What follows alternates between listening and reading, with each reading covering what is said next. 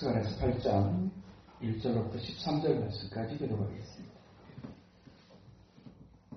만군의 여호와의 말씀이 임하여 이르시되 만군의 여호와가 이같이 말하노라. 내가 시온을 위하여 크게 질투하며 그를 위하여 크게 분노함으로 질투하노라. 여호와가 이같이 말하노라. 내가 시온에 돌아와 예루살렘 가운데 거하리니 예루살렘은 진리의 성읍이라 일컫겠고 만군의 여호와의 산은 성산이라 일컫게 되리라. 만군의 여호와가 이같이 말하노라. 예루살렘 길거리에는 늙은 남자들과 늙은 여자들이 다시 앉을 것이다. 다 나이가 많으므로 저마다 손에 지팡이를 잡을 것이요. 그 성읍거리에 소년과 소녀들이 가득하여 거기에 뛰놀리라. 만군의 여호와가 이같이 말하노라. 이 일이 그날의 남은 백성의 눈에는 기이하겠노라. 내 눈에는 어찌 기이하겠느냐. 만군의 여호와의 말이니라.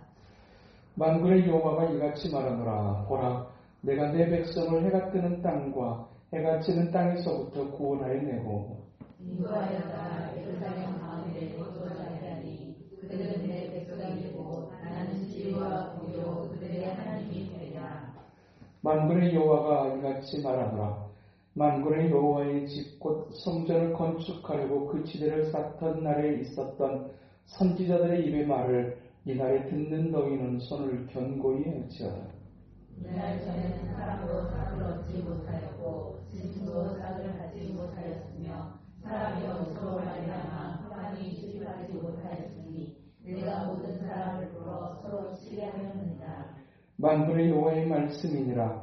이제는 내가 남은 백성에 대하기를 백성과 같이 아니할 것인즉 옛날과 같이 아니할 것인즉 곧 한방에 씨앗을 얻을 것이다. 포도나무가 열매를 내며 땅이 함을 내며 하늘은 이슬을 내리니 내가 이 남은 백성으로 이 모든 것을 위하게 하리라. 유다 족속과 이스라엘 족속아, 너희가 이방인 가운데에서 저주가 되었었으나 이제는 내가 너희를 구원하여 너희가 복이 되게 하리니 두려워하지 말지니라. 손을 견고히 할지니라. 아멘. 아이들을 키우면서 우리가 그 아이들을 잘 자라가게 하기 위해 참으로 많은 방법들을 씁니다. 오르고 달래고 또 당근과 채찍을 써가면서 어쩔 때는 누름장을 놓다가 또 어쩔 때는 또 그냥 한없이 순해진 모습으로 또 달래가면서 그렇게 아이들을 키우듯이 어쩌면 하나님께서 자기 백성을 향해서 또 그렇게 하시는 듯합니다. 때로는 하나님이 너무나도 무섭게 우리에게 다가오실 때라도 있지만 그러나 그 마음을 들여다보면 하나님은 자기 백성을 향한 사랑과 애정을 가지고 또 그렇게 무섭게 달려들기도 하시고 또 그렇게 또 자행자지하면서 스스로 어려움을 자초하여 그렇게 넘어지고 절망해져 쓰러져 있는 또 자기 백성을 볼 때면 또 그렇게 또 다가오셔서 또 어루시고 또 달래시고 그러다가 조금 더 괜찮아지면 또 까불까불합니다. 또 좀 어떻게 좀 된 것처럼 또 될 것처럼 또 까불까불하면 또 하나님이 또 한 번 또 하시고 금식 계속 해야 될까요? 또 까불 때 내가 진짜 원하는 금식이 뭔지 아니? 내가 너희들에게 금식하게 한 적 있니? 그렇게 하시면서 또 일침을 또 놓으셔서 그들로 또 경고망동하지 않게 하시고 또 교만하지 않게 하시고 또 그러다가 또 조금 풀이 죽어져 있는 이스라엘 백성들을 보면 또 하나님은 안쓰러움으로 또 약속하시고 그렇게 자기 백성을 향해서 그렇게 참으로 많은 다양한 모습으로 그렇게 키워가시고 또 이어가게 하십니다. 오늘 본문의 스가랴서 8장은 어르고 달래는 약속의 메시지, 특별하게 회복의 메시지가 담겨져 있습니다. 천신만고 끝에 예루살렘으로 돌아왔으나 20여 년이 지나도록 이루고 싶었던 성전 건축도 이루지 못하고 성전 건축이 되지 않으니 삶도 피폐해지는 그런 악순환의 시간들이 20여 년이 지나가고 또 그렇게 좌절해버리는 이스라엘 백성들을 내버려 두지 아니하시고 또 하나님의 사람을 세우셔서 선지자를 통해서 다시 한번 마음을 깨워 성전을 건축할 수 있도록 역사를 하시고 어느덧 중간 정도 이제 성전이 건축되어졌을 즈음에 그러나 모든 것이 끝나야 끝나는 것이다. 또 많은 열심히 또 하다가 또 잘 될 것인가 또 순간순간 현타를 맞고 또 순간순간 또 의심하게 되기도 하고 또 순간순간 불안해하기도 하는 참 한결같지 못한 인생의 모습 그것이 이스라엘 백성들의 모습이었고 그 모습은 그들만의 모습이 아니라 어쩌면 우리들의 모습과도 너무나 많이 닮아 있습니다. 뭔가가 좀 할 것처럼 하다가도 또 낙심되어져 있고 또 막 용기를 내어서 막 또 하는 것처럼 하더니 또 그렇게 손 놓고 있는 이스라엘 백성들을 향해서 다시 한번 힘을 낼 수 있도록 하나님이 회복에 관한 메시지를 담아서 스가랴를 통해 전하게 하시는데 그 말씀을 전하게 하시는 분이 누구신가에 대하여 오늘 본문 8장에서는 만군의 여호와가 말합니다. 하나님께서 당신의 이름을 스스로 표현하시게 될 때 나는 스스로 있어서 있는 자 I am that I am 이라는 표현으로도 등장하고 그렇게 여호와라고 하는 이름의 뜻이 스스로 계셔서 나는 누군가에 의해서 피조되었지 만들어진 존재가 아니라 스스로 있어서 온 세상을 다스리는 자라고 하는 뜻의 여호와라고 하는 이름을 스스로 쓰시면서 이제 이스라엘 백성들을 향해서 말씀을 하시는데 보통 여호와라고 하는 이름의 뜻이 있다면 그것은 스스로 계신다라고 하는 자존하신 하나님을 의미하기도 하지만 영원하니 변하지 않으시는 영원하신 하나님 그러면서 본질적으로는 이 여호와라고 하는 이름을 쓸 때는 그것은 언약의 신실하신 하나님이라는 의미를 담을 때 당신의 이름은 여호와라고 그렇게 나는 여호와이라 과거와 현재와 미래를 초월해서 영원하신 하나님 그러나 또한 그 모든 시간들 속에서 당신이 하신 약속을 반드시 지키시는 하나님 그 하나님이심을 드러냈을 때 만군의 여호와라고 하는 이름을 쓰는데 오늘 본문에서는 특별하게 만군의 여호와라는 표현을 8장 안에 10번이나 반복해서 쓰고 있는 것을 볼 수 있습니다. 하나님께서 어떤 약속을 하시는데 계속해서 당신의 이름을 드러내십니다. 만군의 여호와의 말씀이 임하여 만군의 여호와가 이같이 말합니다. 계속해서 만군의 여호와가 이같이 말한다라고 하는 말 표현을 반복적으로 10번에 걸쳐서 거듭거듭 쓰시는 이유가 무엇일까요? 그냥 스스로 그냥 나는 언약의 신실한 하나님이란다. 하나님이야. 라고 그냥 하셔도 될 텐데 그 앞에다가 만군의 여호와라는 표현을 만군이라고 하는 표현을 쓰는 이유 그것은 하나님께서 하나님의 역사를 이루시고 될 때 악한 마귀는 끊임없이 수단과 방법을 가리지 않고 하나님의 역사 하나님의 일을 방해하려 드는 것을 우리가 볼 수 있습니다. 그러나 그 사탄의 역사가 아무리 강력하고 아무리 교묘하고 수단과 방법을 가리지 아니하고 그렇게 하나님의 일을 이루지 못하도록 방해한다고 할지라도 가장 강력한 힘을 가지시는 만군의 여호와 그러니까 그들이 어떤 방해를 한다고 할지라도 그 어떤 방해와 장애물이 있어도 그 모든 것을 물리치시고 이루시겠다라고 하는 하나님의 의지를 담은 표현 그것이 만군의 여호와입니다. 내가 너에게 말하게 될 때 이 말을 또한 이루지 못하도록 이룰 수 없도록 끊임없이 방해하는 세력이 있을 것이다. 그러나 그럼에도 불구하고 내가 너에게 한 약속을 내가 반드시 지켜낼 것이다. 라고 하는 그 의지를 담아 당신의 이름을 만군의 여호와의 이름으로 이제 선포하게 하십니다. 그 하나님께서 이제 선포하게 하신 그 하나님의 궁극적인 이유를 오늘 본문 2절에서는 만군의 여호와가 이같이 말하노라 내가 시온을 위하여 하나님께서 왜 이 약속을 하고 계시는가? 시온을 위하여 여기서의 시온이라고 하는 이곳은 지명이기도 합니다. 예루살렘 남동쪽에 위치한 산이라고도 표현하지만 사실 이스라엘에는 산이라고 우리가 표현되지는 뭐 시내산도 있고 호렙산도 있고 뭐 표현이 막 여러 가지 감람산도 있고 이렇게 표현이 등장하지만 그 성지순례를 가서 보게 되게 되면 산이라고 하지만 사실은 우리가 생각했던 그런 막 대단히 높은 막 지리산이나 백두산이나 한라산 같은 그런 어떤 굉장한 높이를 가진 산이 사실 이스라엘에는 없습니다. 산이라고 해봤자 그냥 가서 보면 이게 산이야? 싶은 그냥 산 위에서 그냥 엘리야가 그냥 했다고 하는데 이게 산이야? 이거 우리나라식으로 하면 저기 그 제주도로 가게 되면 그 뭐라고 합니까? 뭐지? 그 이렇게 오름 정도 오름 정도의 그냥 그 정도 언덕 정도로 느껴지는 그런 이제 곳을 이제 산이라는 표현으로 쓰고 있습니다. 예루살렘 이제 남동쪽에 위치한 그런 언덕이라고 할 수 있는 산 그것이 지명의 이름이 시온입니다. 사실 원래 이스라엘 땅은 아니었지만 다윗 시대에 다윗이 왕이 되고 나서 그 언덕을 점령하고 난 다음에 그 이후에 그 시온이라고 하는 그 성의 이름을 이제 다윗성이라고도 표현을 합니다. 그런데 이 시온성이라고 예도 표현하고 시온산이라고도 표현하지는 이 시온산은 하나님의 임재를 상징하는 산이기도 하고 하나님이 통치하시는 장소 또는 하나님의 언약을 성취하시는 장소의 의미가 담겨져 있습니다. 그 시온의 왕이 누구신가? 그것을 예수 그리스도랍니다.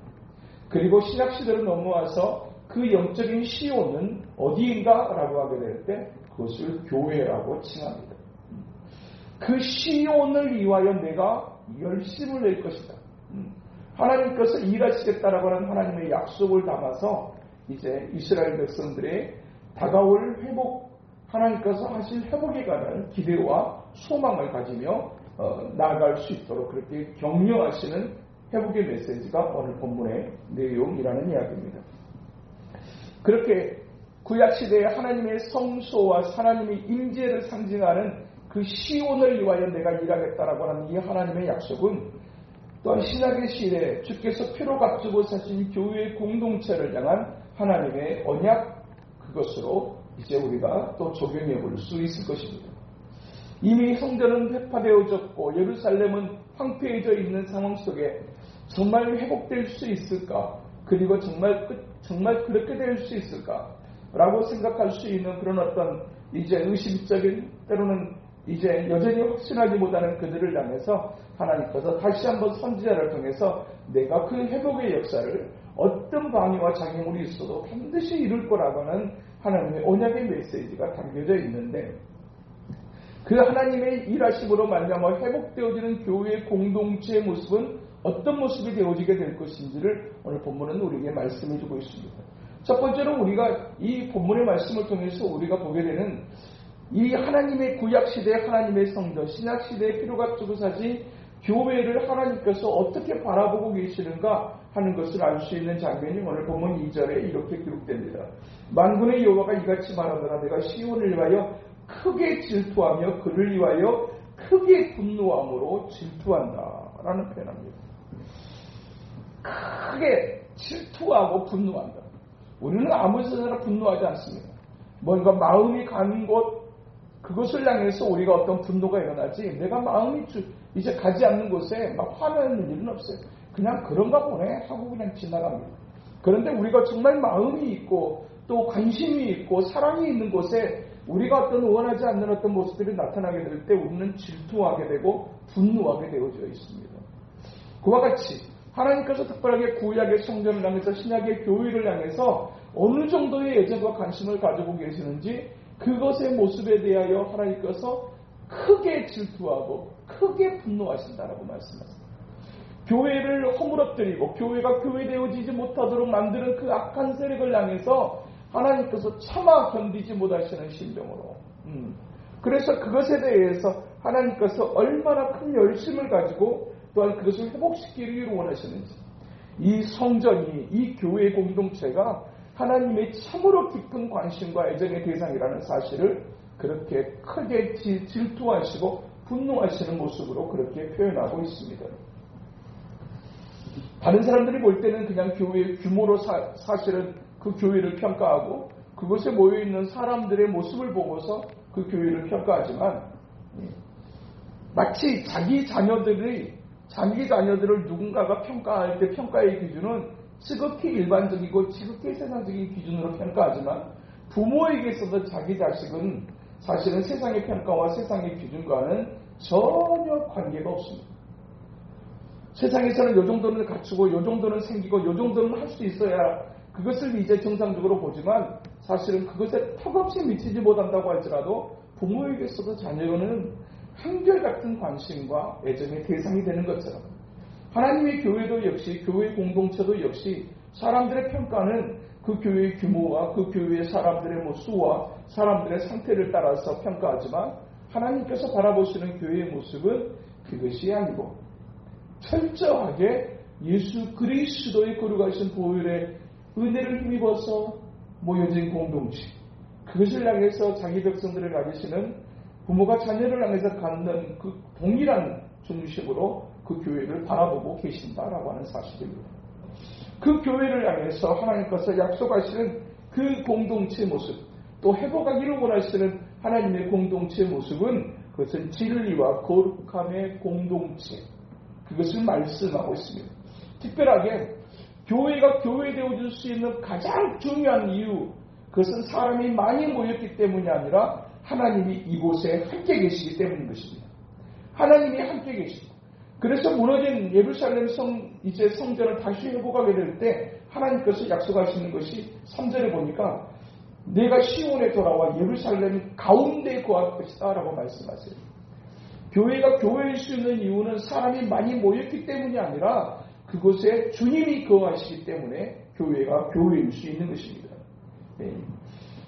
이 거룩한 이 주님께서 그곳에 계신다라고 약속하시는 그 거룩한 공동체는 어떤 특징을 가지고 있는가? 그것은 오늘 보면 3절 후반부에 보니까 예루살렘은 진리의 성읍이라 일컫겠고 만군의 여호와의 산은 성산이라 일컫게 되리라고 말씀하십니다. 공동체가 가지는 가장 중요한 두 개의 기둥이 있다면 하나는 진리, 하나는 거룩이라는 얘기입니다. 교회가 교회다워지기 위해서 가장 중요한 기초, 그것은 진리, 하나님의 말씀이 됩니다. 하나님의 백성이 하나님의 백성이 될 수 있는 가장 중요한 기초, 그것도 역시 하나님의 말씀입니다. 그냥 교회를 다닌다는 이름은 있지만 하나님의 말씀과 전혀 관계없고 하나님의 말씀의 기준을 가지고 살아가지 않는 사람을 향해서 그 사람을 성도라고 말하지 않습니다. 그 사람을 그리스도인이라고 말하지 않습니다. 그냥 교인에 불과할 뿐입니다. 그냥 그곳에 다니는 사람 정도. 그러나 진정한 하나님의 사람, 진정한 하나님이 기뻐하시는 성도의 모습은 말씀의 기준을 가지고 살아가는 사람들. 교회가 가지는 가장 중요한 기초, 그것이 있다면 그것은 하나님의 말씀. 그래서 특별하게 교회가 교회되어지기 위해서 특별하게 기도해야 될 한 가지 기도 제목이 있다면 우리가 예배할 때마다 말씀하시는 하나님의 역사하심이 우리 가운데 가득하게 하여 주시옵소서. 뭐니 해도 은혜를 받아야 하나님의 말씀을 들어야 살아가는 인생인 것을 우리가 고백하지 않을 수 없습니다.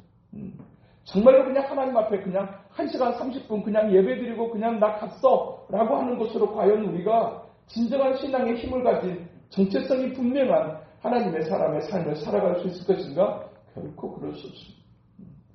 밥을 먹어야 힘을 낼 수 있는 것처럼 영의 양식을 우리가 끊임없이 지속적으로 섭취할 수 있을 때 우리가 힘있는 영적인 삶을 살아갈 수 있는 것이죠. 그것을 위해서 주께서 우리에게 말씀을 주시고 그리고 우리가 예배를 드릴 때마다 이 말씀을 예배의 한가운데 두셔서 자기 백성들이 하나님의 말씀 앞에 집중하고 그 말씀을 붙잡고 살아가도록 하나님이 역사하신다라는 얘기입니다. 그래서 하나님께서 기뻐하시는 거룩한 공동체의 회복된 모습 가운데 가장 중요한 한 가지가 있다면 그것은 진리로 가득한 교회, 하나님의 말씀이 살아 역사하시는 교회. 하나님 앞에 예배할 때마다 하나님께서 하나님의 말씀을 통해서 내게 말씀하신다라고 하는 그 영적 감동이 있는 그 예배 공동체가 진정으로 회복되어진 건강한 공동체 모습인 것을 오늘에게 말씀해주고 있습니다. 또 한 가지로 교회가 교회다워지기 위해서 이제 갖춰야 될 또 하나의 기둥이 있다면 그것은 거룩이라고 하는 기둥입니다. 그 거룩함, 그것은 사실 사람의 어떤 그런 도덕적인 윤리적인 어떤 그런 삶의 것으로 우리가 거룩을 얘기할 수는 없어요. 진정한 거룩의 주체는 예수 그리스도입니다. 예수 그리스도로 말미암아 우리가 거룩해지고 예수 그리스도로 말미암아서 거룩한 삶을 향해 나아갈 수 있습니다. 그래서 하나님의 말씀이 기초이면서 또한 동시에 예수 그리스도가 기둥이 되어지는 그런 거룩한 공동체. 그런데 이 거룩함이라고 하는 것이 또한 세상적인 어떤 그런 삶 속에서의 거룩함으로도 또한 적용될 수 있는 그런 공동체의 모습이 진정으로 회복되어진 공동체의 모습인 것을 오늘에게 말씀해주고 있어요. 교회를 모이는 것, 예배로 모이는 것, 이곳이 중심되어지는 우리의 삶이 중요한 이유는 이곳이 건강할 때 우리의 가정이 건강해지고 이곳이 하나님의 기뻐하시는 공동체가 되게 될 때 우리의 가정과 우리의 삶에 하나님의 기뻐하시는 거룩한 역사가 나타날 수 있기 때문에 그렇습니다. 이곳에서 흘러나오는 영적인 생명수가 우리의 가정으로 그리고 우리의 주변으로 흘러갈 수 있기 위해서 이 거룩한 공동체의 회복은 여러 가지 회복되어야 될 부분들이 참으로 많지만 가장 먼저 가장 중요하게 회복되어져야 되는 견고하게 써야 되는 하나님의 공동체인 것을 오늘 우리가 볼 수 있어요. 그래서 이와 같은 영적인 원리를 아는 하나님의 사람들은 새로운 삶을 터전을 시작할 때마다 영국에 있던 청교도들이 미국의 메이플라워를 타고 이제 미국 땅 아메리카에 도착했었을 때 그들이 가장 먼저 했던 일은 교회를 짓는 일이었습니다. 북한에서 신앙생활을 하던 그리스도인들이 전쟁의 난리통에 고향을 두고 남한으로 내려와서 이제 새로운 이제 생활을 시작하게 될 때 그들에게 있어서 가장 중요했던 기초도 역시 교회였습니다. 그래서 피난민들이 특별하게 모여서 정말로 진정한 신앙을 가지고 살았던 하나님의 사람들은 교회를 생명처럼 소중하게 여겼어요. 그래서 교회를 위해서 우리가 교회가 세워지고 교회가 회복되어지고 교회가 견고해지는 일을 자기의 일처럼 자기의 일들 가운데서 가장 중요한 일로 생각했어요. 이것이 먼저 바르게 서지 않는다고 하면 우리들의 삶은 절대로 견고할 수 없다는 사실을 그들은 알았기 때문이었어요. 동일하게 우리들의 삶의 거처가 어떻게 바뀌어진다고 하게 될 때 우리가 가장 먼저 집중해야 될 일이 무엇인가? 얼마나 좋은 집, 몇 평에 살 것인가, 어디에 살 것인가 이게 아니라 영적인 거처를 어디다가 둘 것인가라고. 영적인 기반이 튼튼하지 못한 채로 삶이 견고해질 수 있느냐? 절대로 그럴 수 없습니다. 세상의 사람들은 이제 자리를 잡을 때 이사를 할 때마다 거의 보는 것이 어떤 겁니까? 역세권인가? 숲세권인가? 근처에가 어디가 뭐가 있는가? 근처에 좋은 백화점이 있는가? 저 근처에 지하철을 잘 탈 수 있고 교통편이 좋은가?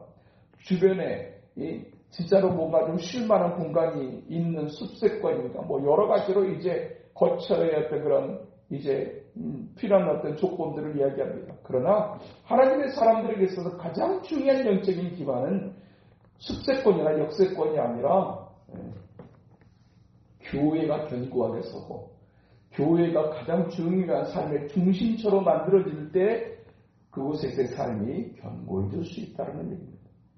사실 얼마나 위험한 세상입니까? 얼마나 변화무쌍한 세상입니다.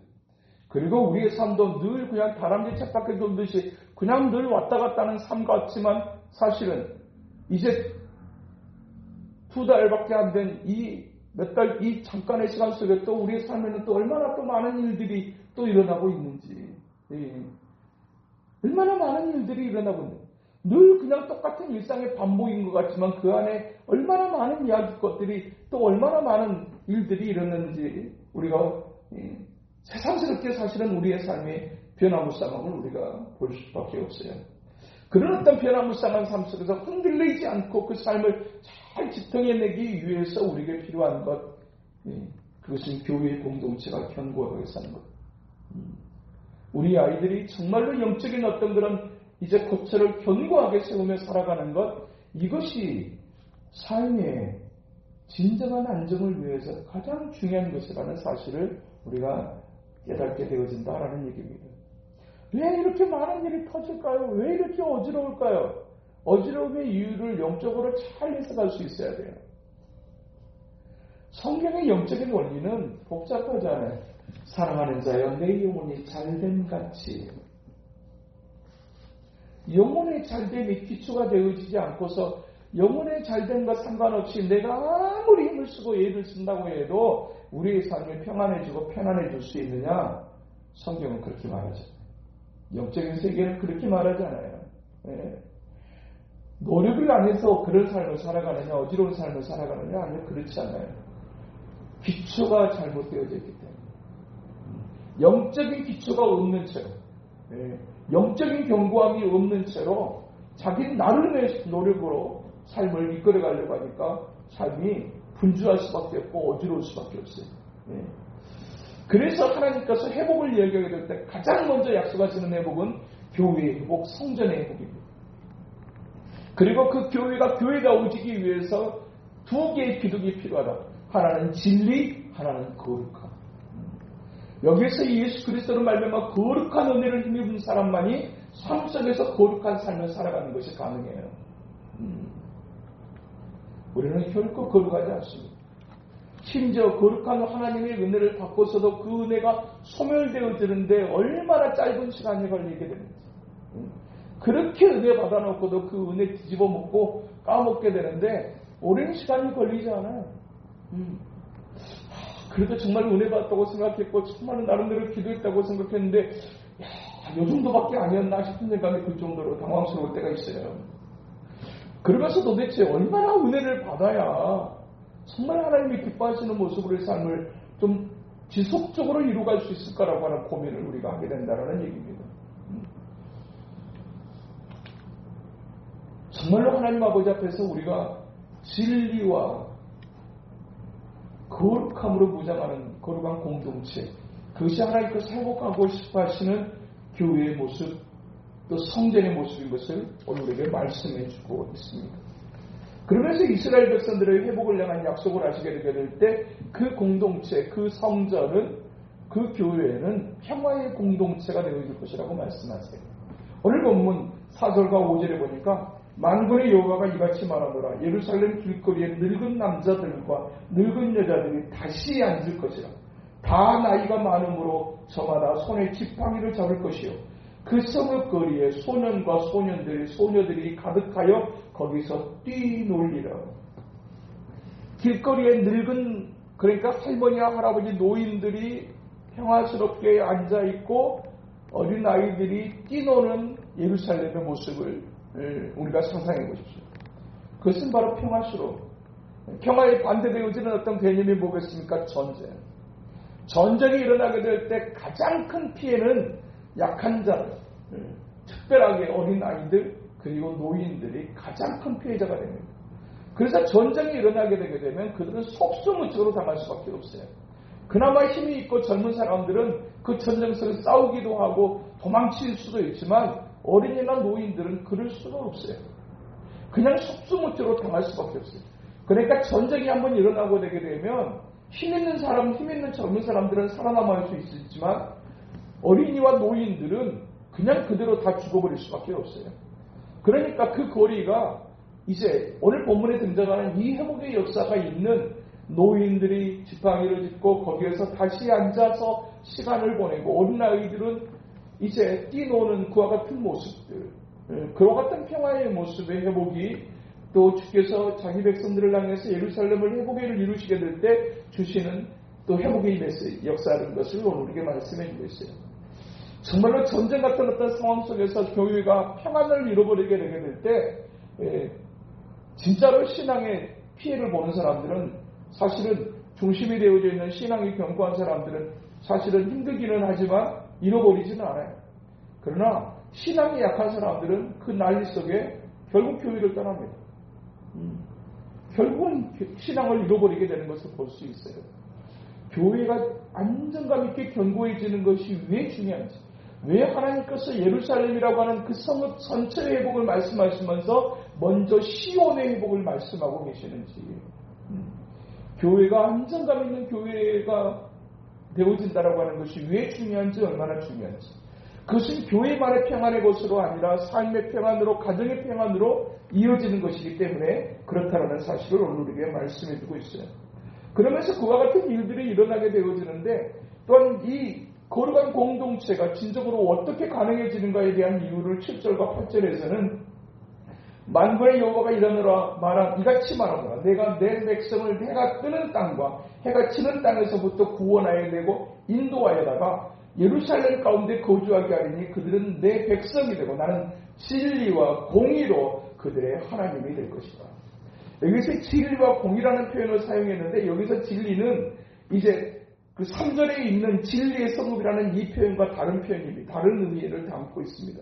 여기서 이 진리라는 표현의 다른 표현은 이제 표준세번역이라든지 바른성경이라든지 옛날 성경에서는 성실과 공의라고 번역을 했었어요. 하나님께서 자기 백성의 그리고 영적인 터전이 되어지는 이 성전과 이 교회를 하나님의 성실하심으로 이 교회를 회복시켜 가시겠다라고 말씀하고 계세요. 어떤 뭔가 역사가 일어나려고 하면 가장 중요한 삶의 기초가 있다는 것은 성실입니다. 성실. 저 사람 그렇게 성실하게 살더니 그래서 저런 날이 왔다고 얘기해요.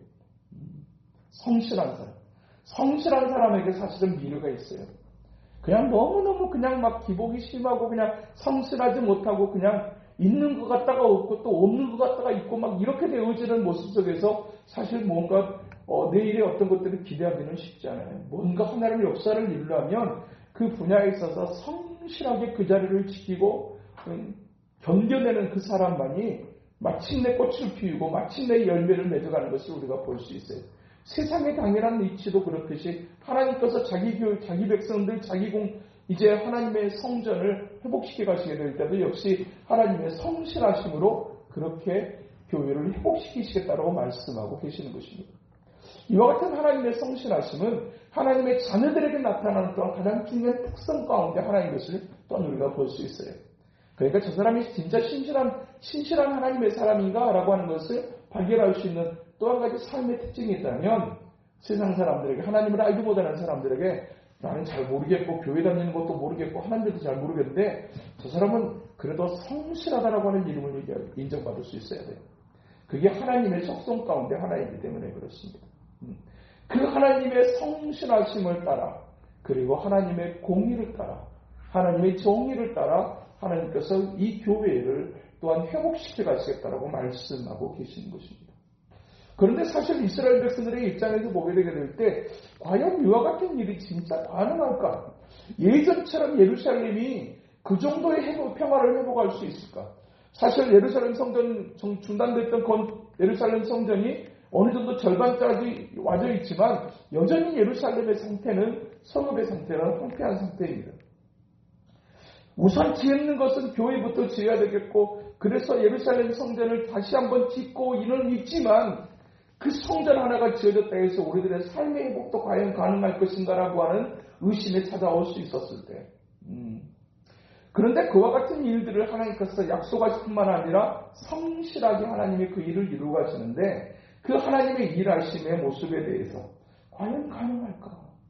그들의 눈으로 보게 되는 그 예루살렘 모습은 여전히 황폐하고 진짜 회복이 정말 그렇게 가능할까라고 하는 사실은 마음의 생각이 찾아올 수 있을 때 하나님께서 이스라엘 백성들을 향해서 하시는 약속의 말씀이 6절에 보니까 만군의 여호와가 이같이 말하노라. 이 일이 그날의 남은 백성의 눈에는 기이하려니와 내 눈에야 어찌 기이하겠느냐 만군의 여호와의 말입니다.